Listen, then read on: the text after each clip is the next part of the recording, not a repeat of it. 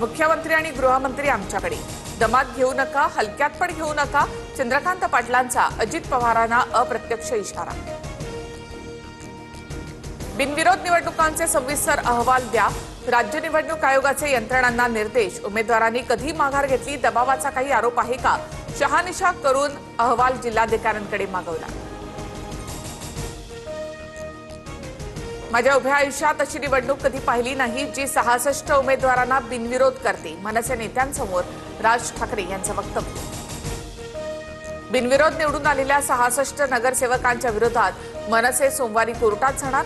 सर्व बाद होऊन एक उमेदवार बाकी राहिल्यानंतर मतदारांना नोटाचा पर्याय, त्याची संधी निवडणूक आयोग देणार की नाही, अविनाश जाधवांचा सवाल. बिनविरोध निवडून येण्यासाठी 5 ते 10 कोटी दिले, संजय राऊतांचा आरोप. तर राज्यामध्ये लोकशाही नव्हे तर झुंडशाही असं म्हणत राऊतांची टीका.